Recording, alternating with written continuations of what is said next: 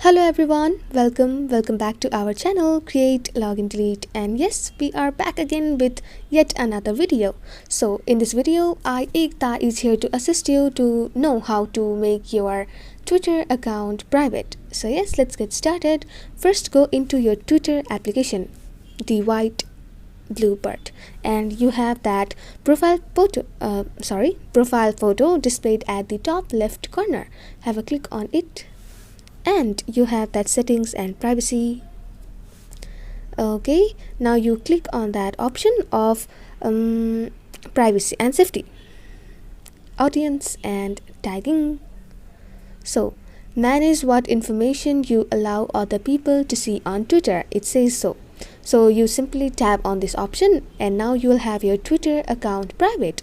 Yes, that's the very simple process. Also, make sure your photo tagging will be off at this moment if you really want your Twitter account to be private on Android or any device. So yes, that was the video for today. And if you want to report someone on Twitter, then please click the video on screen. This is Ekta signing off. Have a great day.